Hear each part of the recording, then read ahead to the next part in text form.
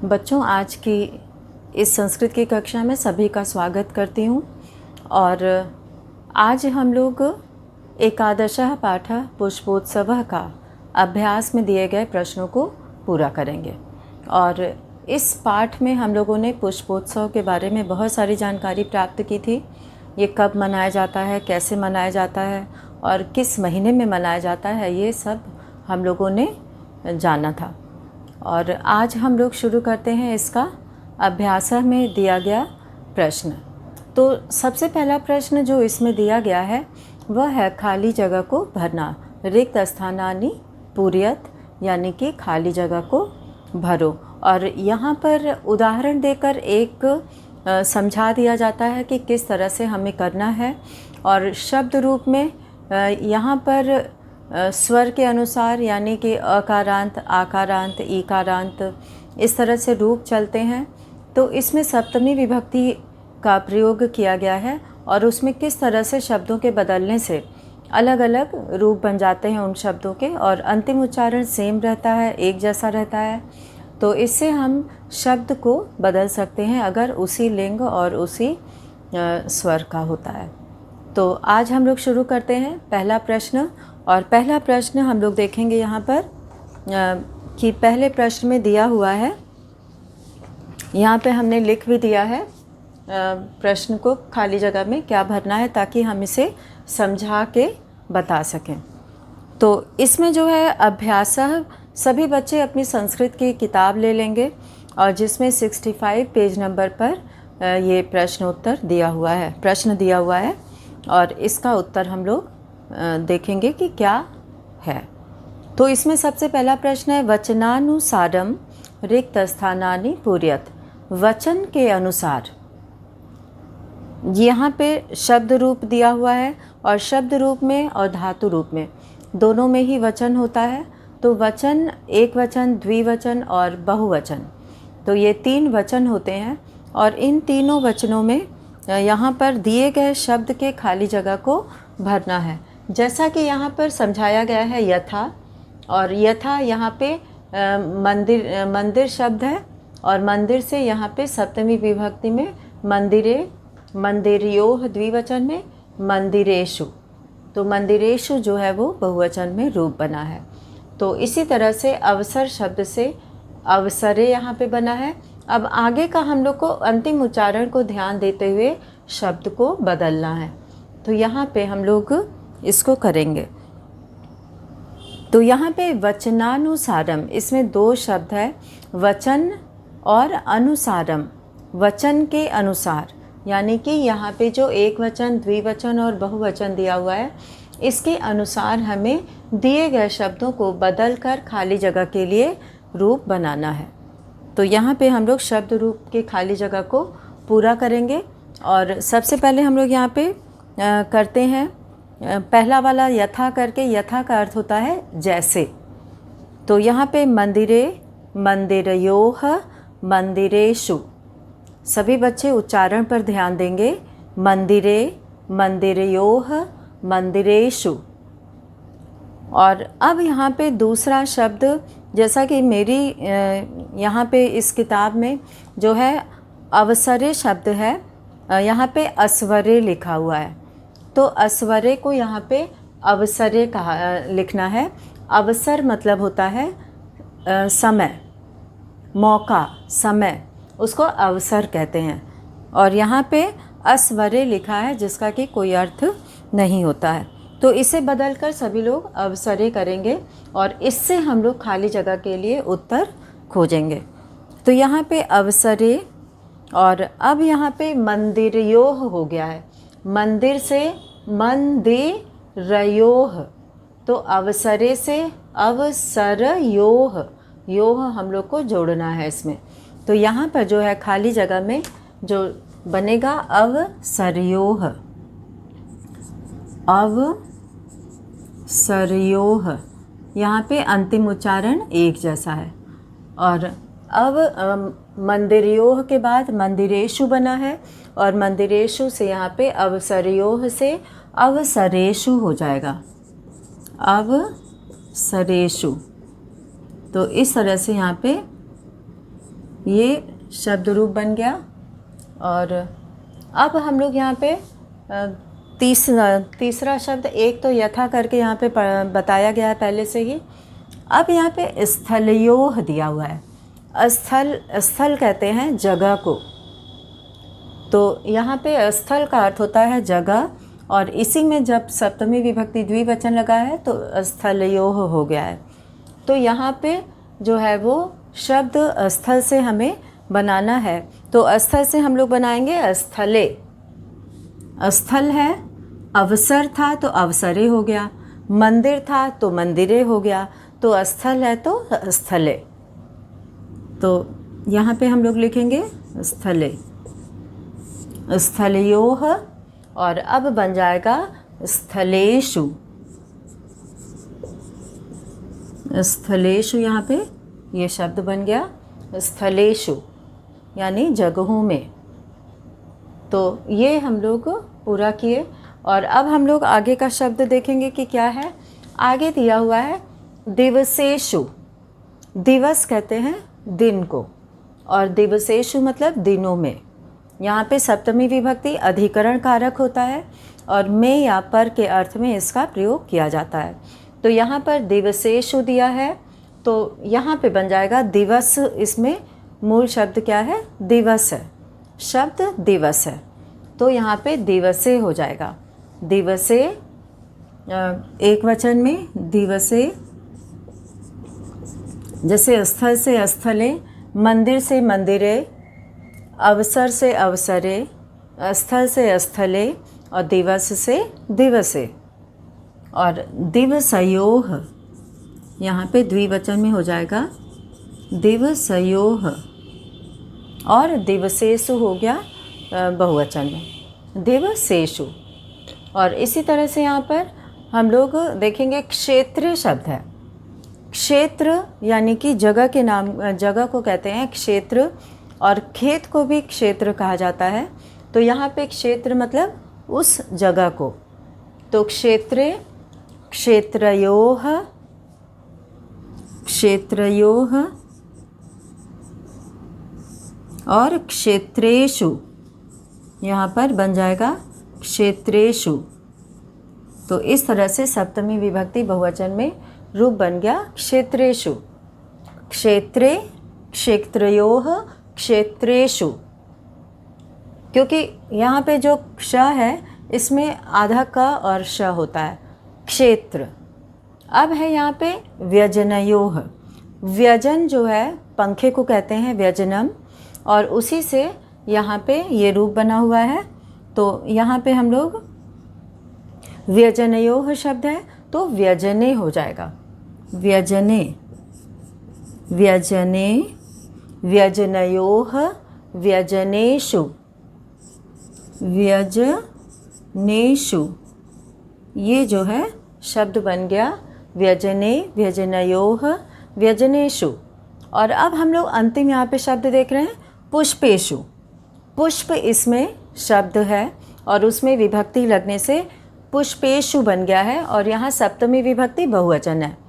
हमेशा शब्द रूप में यही उच्चारण आता है, और कभी कभी अलग अलग श का प्रयोग होता है, स का। तो यहाँ पे पुष्पेषु का प्रयोग हुआ है।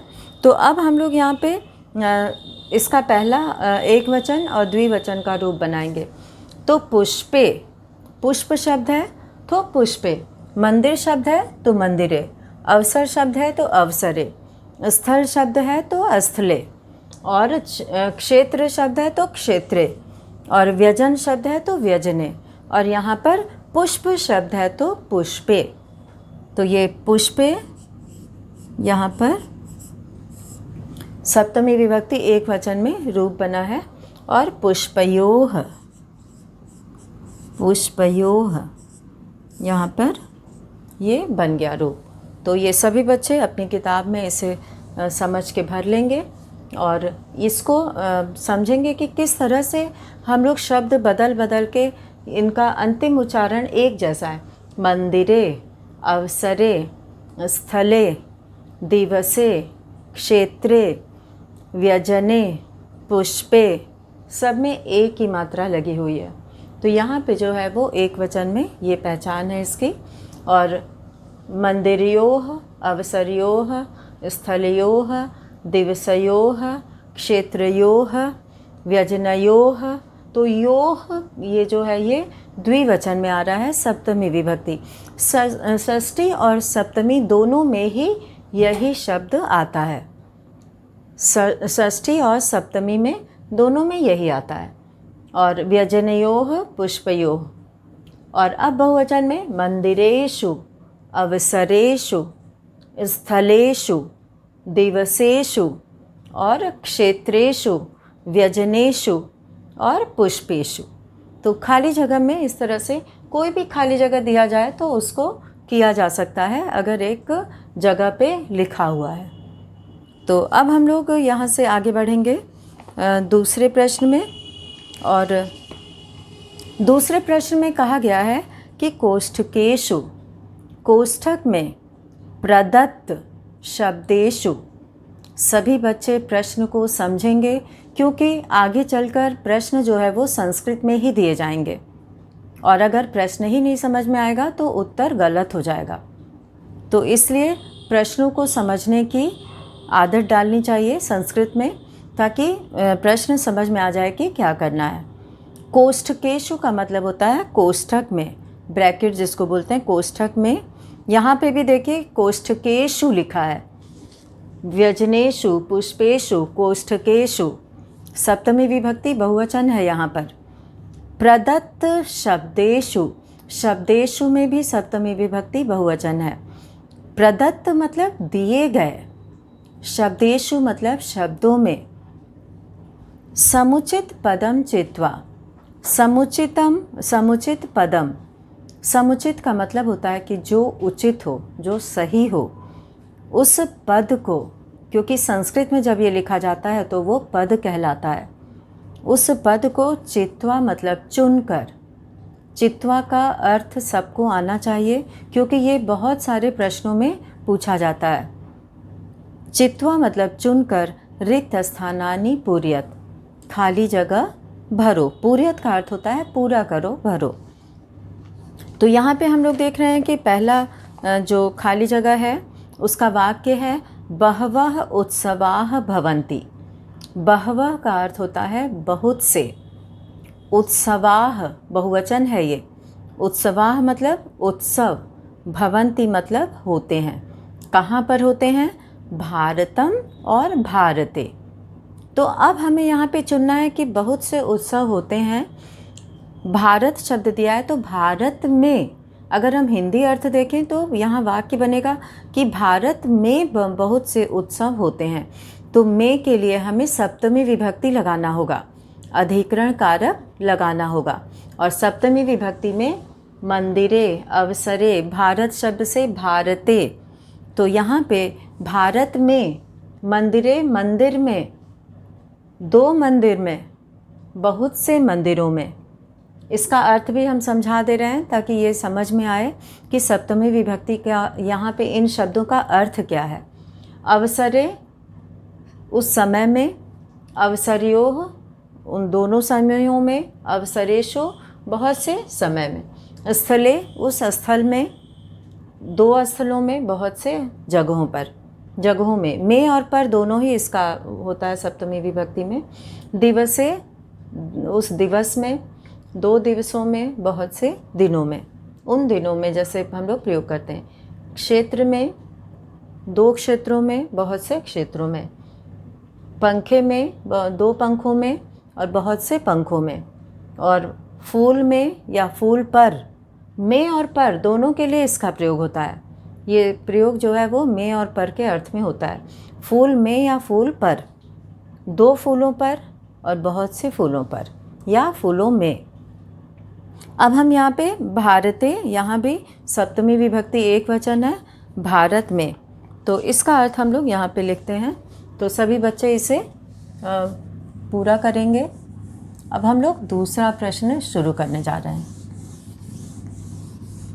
और ये प्रश्न जो है वो, इसमें दो विकल्प दिए गए हैं और इसका और भी विकल्प बन सकता है। तो जितना भी विकल्प हो यहाँ पे हमें अर्थ देखकर शब्द का चुनाव करना है।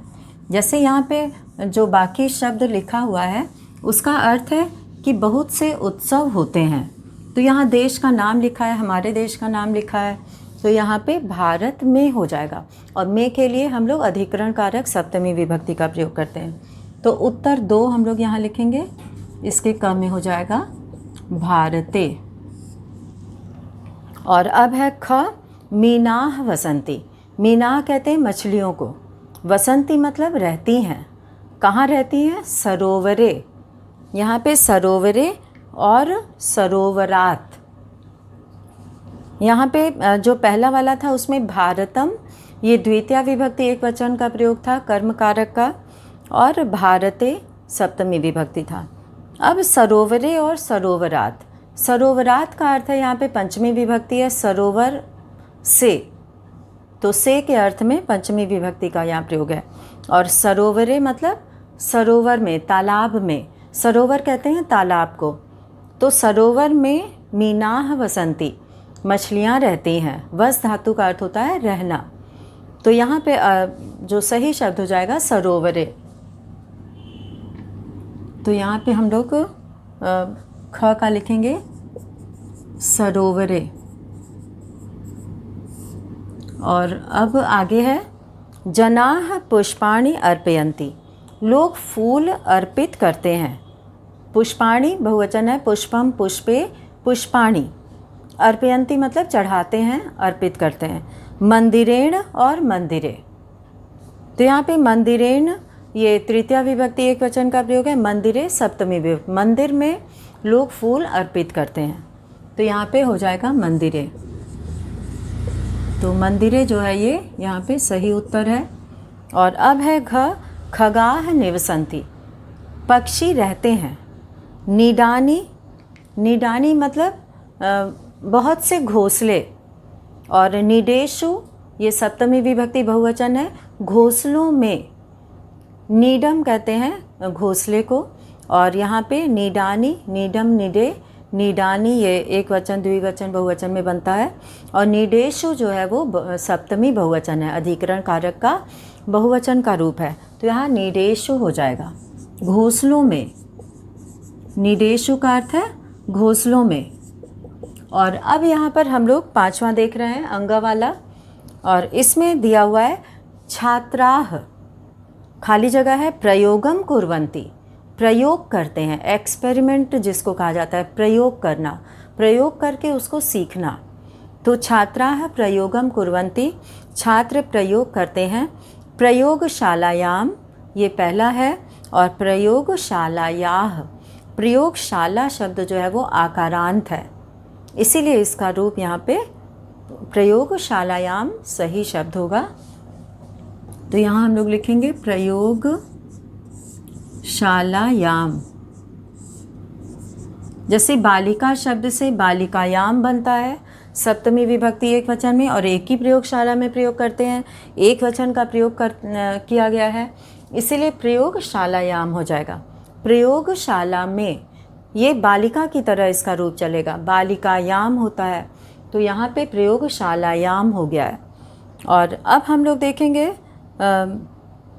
च वाला, और च में लिखा है पुष्पाणि विकसन्ति। पुष्पम एक वचन, पुष्पे द्विवचन, पुष्पाणि बहुवचन। विकसन्ति, विकसन्ति का अर्थ होता है खिलते हैं। विकसति, विकसतः, विकसन्ति, तो बहुवचन का प्रयोग है, फूल खिलते हैं।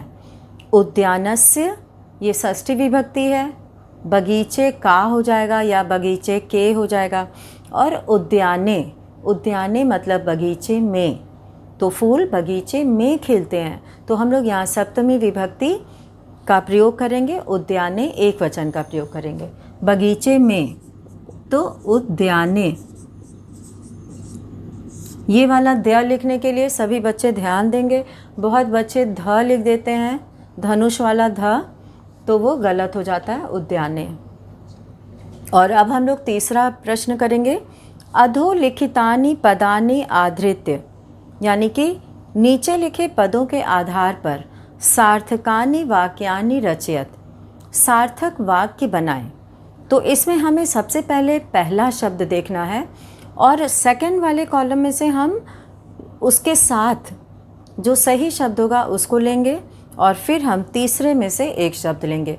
तो 3 शब्दों से, 3 पदों से हम लोग एक एक वाक्य बनाएंगे, पूरे 5 वाक्य बनेंगे और उस वाक्य की शुरुआत जो है वो पहले से होगा। पहले जो कॉलम में यहाँ पे दिया हुआ है वानराह, ये पहला वाक्य होगा, इसमें नंबर 1 डालेंगे हम लोग। सिंहाः, मयूराः, मत्स्याः और खगाः, और फिर हम लोग वानराह के साथ जो सही शब्द होगा उसको लेंगे। तो जैसे कि यहाँ पे वानराह बंदर वृक्षेषु पेड़ों पर क्या करते हैं, कुर्दन्ति कूदते हैं। तो यहाँ पे सबका हमें अर्थ पता रहना चाहिए। तो वानराह का मतलब सभी को मालूम है, बहुत से बंदर, सिंहाः बहुत से शेर, मयूराः बहुत से मोर, मत्स्याः बहुत सी मछलियाँ, खगाः बहुत से पक्षी। और दूसरे वाले में वनेषु वन में, जंगल में, वृक्षेषु पेड़ों में, पेड़ों पर, जले पानी में, आकाशे आकाश में, उद्याने बगीचे में। और अब तीसरे में हम लोग पढ़ेंगे तरंती मतलब तैरते हैं, नृत्यंती मतलब नाचते हैं, उत्पतंती मतलब उड़ते हैं, गर्जंती मतलब गरजते हैं और कुर्दंती मतलब कूदते हैं। तो इससे हम लोग वाक्य बनाएंगे। तो वाक्य बनाने के लिए सबसे पहले हम लोग प्रश्न का नंबर बदलेंगे और पहला वाक्य हम लोग बनाएंगे वानराह से। ये है उत्तर 3 और पहला वाक्य बनेगा वानराह वानराह वृक्षेषु पेड़ों पर, कुर्दंती हो जाएगा यहाँ पे, कुर्दंती मतलब कूदते हैं। पूर्ण विराम लगाना बहुत ज़रूरी होता है। संस्कृत है तो इसका ये मतलब नहीं है कि पूर्ण विराम नहीं लगेगा। बिना पूर्ण विराम के ये वाक्य पूरा नहीं होता है। जैसे हिंदी में हम लोग पूर्ण विराम लगाते हैं वैसे ही संस्कृत में भी लगाते हैं। तो अब हम लोग दूसरा वाक्य बनाएंगे सिंहा से। तो सिंह जो है वो गरजता है। तो यहाँ पे और कहाँ पे गरजता है, वनेषु जंगल में।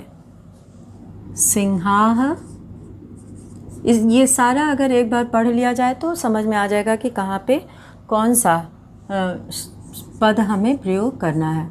वनेषु, अब यहाँ पे आ जाएगा गर्जंती, क्योंकि ये गर्जंती ही आएगा, ये कूदते नहीं हैं, ये गरजते हैं। ती मयूराः, मोर नाचते हैं। ये सभी बच्चे पहले भी पढ़ चुके हैं। मयूराः, मयूराः, और कहाँ पे, बगीचे में। उद्याने, उद्याने नृत्यंती, नृत्यंती मतलब नाचते हैं। यहाँ पे जो है वो नृत्यंती शब्द पद बन गया। और अब हम लोग चौथा करेंगे मत्स्याः मतलब मछलियाँ होती हैं। मत्स्याः, मत्स्याः हम लोग इसको लिखेंगे जले, मछलियाँ तो जल में रहती हैं तो मत्स्याः के साथ हम लोग जले का प्रयोग करेंगे। जले, और क्या करती हैं, तैरती हैं, तो तरंती लेंगे। तरंती मतलब तैरती हैं। तो ये वाक्य बन गया। अब है खगाः, पांचवा जो है खगाः यानी कि बहुत से पक्षी। अब एक बच गया है आकाशे, आसमान में उड़ते हैं, तो आकाशे, ये सप्तमी विभक्ति एक वचन है। आकाशे उत्पतंती, उड़ते हैं, तो उत्पतंती। तो ये वाक्य बन गया और सब में पूर्ण विराम लगाना ज़रूरी है। अब हम लोग प्रश्नों का उत्तर लिखेंगे। प्रश्नानाम उत्तराणि लिखत।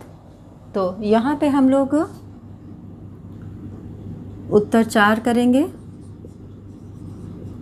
और इसमें पहला प्रश्न दिया है, ये पाठ से ही प्रश्न पूछा गया है और इसमें जो है वो कहा गया है कि जनाः, जनाः मतलब लोग, पुष्प व्यजनानि फूलों के पंखों को, कुत्र अर्पयन्ति कहाँ अर्पित करते हैं। तो यहाँ पे हम लोग लिखेंगे जनाः पुष्प व्यजनानि, जनाः पुष्प व्यजनानि योग माया मंदिरे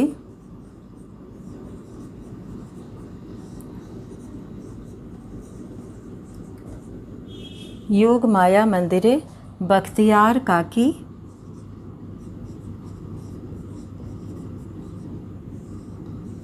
बख्तियार काकी। और इसके बाद हम लोग लिखना है समाधि स्थले च, समाधि स्थले च। अब हम लोग यहाँ पे अंतिम शब्द लिख देंगे अर्पयन्ति, अर्पित करते हैं। तो ये हम लोग का क का उत्तर हो गया। और अब हम लोग ख करेंगे। पुष्पोत्सवस्य आयोजनम कदा भवति, पुष्प उत्सव का आयोजन कब होता है। तो पुष्पोत्सवस्य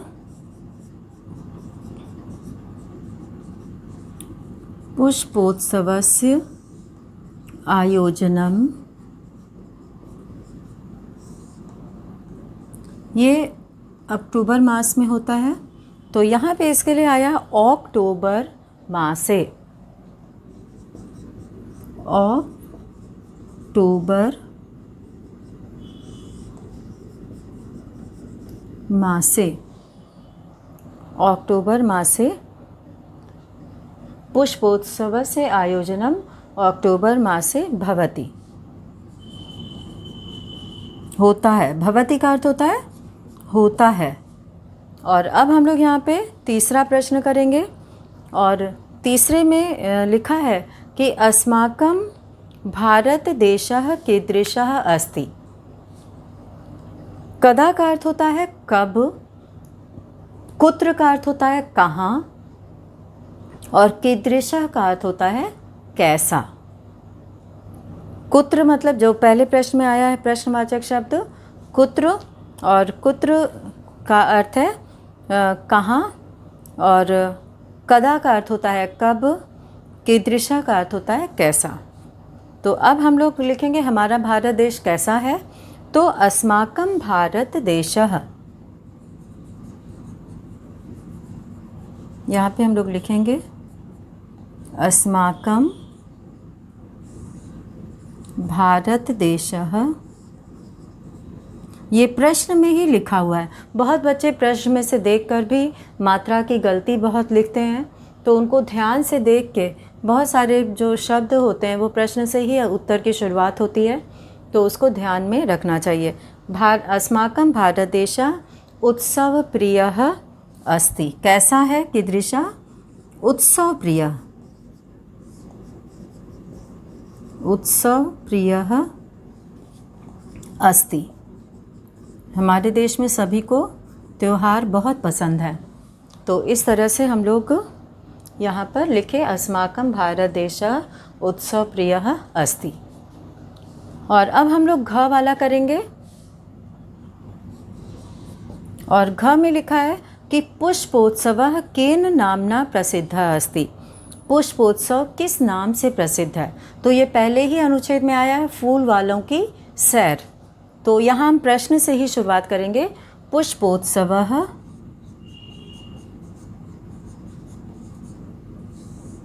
पुष्पोत्सवः फूल वालों की सैर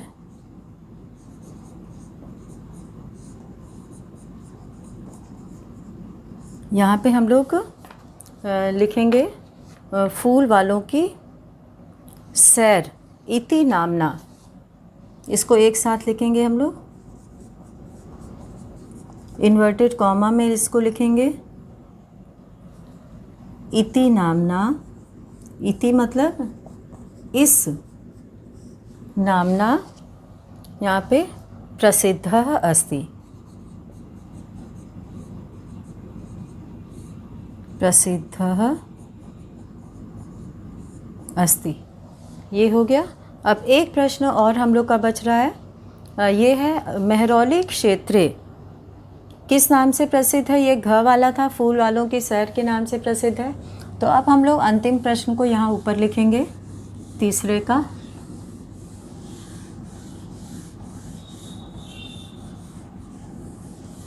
तो यहाँ पे हम लोग घ के बाद 5वां प्रश्न करेंगे, अंग। ये 4 का ही है, उत्तर 4 का। नंबर भी लिख दे रहे हैं ताकि किसी को कोई डाउट ना हो कि ये कौन सा प्रश्न है। तो ये चौथे प्रश्न का अंग है, इसी के बाद का है। तो यहाँ है महरौली क्षेत्र। महरौली क्षेत्र में कस्याः मंदिरम कस्य समाधि स्थलंच अस्ति। किसका मंदिर और किसका समाधि स्थल है? तो महरौली क्षेत्र, महरौली, यहाँ पे क्षेत्र एक साथ लिखना है। यहाँ पे हम लोग योग मायायाः मंदिरम, योग मायायाः मंदिरम, और बख्तियार काकी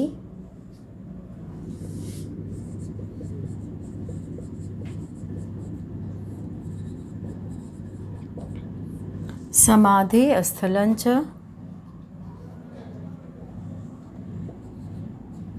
तस्य समाधि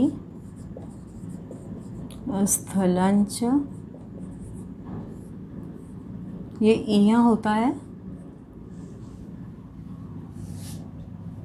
अस्ति।